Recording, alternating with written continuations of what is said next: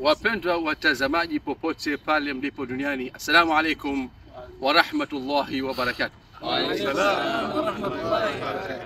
Kwanza kabisa tumshukuru Allah subhanahu wa ta'ala kwamba ametukusanya kutoka kule nyumbani huko tulikotoka hadi kuwepo katika nchi kama hizi za Ulaya, lakini pia kama naona vijana wetu kutoka sehemu mbalimbali na wengine wetu hapa ni kutoka Zanzibar, Unguja.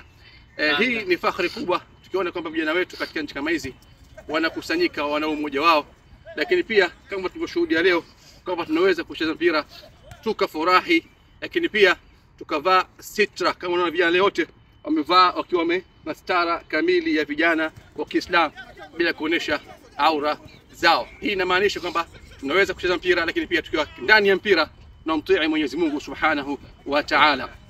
Lakini pia ni tausia tu wazazi, hasa wazazi wa nchi za Ulaya, washughulisheni wenenu watoto wenu katika yale ambayo yatawapa faida katika maisha yao na yatawashughulisha mbali kabisa na fitna mbalimbali ambazo zipo hasa katika nchi hizi. Muda wa mchana hasa utumieni vizuri kuhakikisha mtoto wako unamshughulisha ima katika taaluma za kidunia au taaluma za dini, lakini pia vile vile mkiti katika masuala ya kujenga mwili wake kiafya, lakini pia kinafsia na akili vile vile. Uhakikishe mtoto wako haendi kufuata makundi au marafiki wa barabara ambao watamharibia maadili yao, watamharibia khulqa zao, huenda wakamtoa katika dini yake. Kwa hivyo tuzingatie hili. Tunasema sisi ni Waislamu ambao ni balozi wa Uislamu popote pale duniani. Mkono kwa mkono hadi peponi.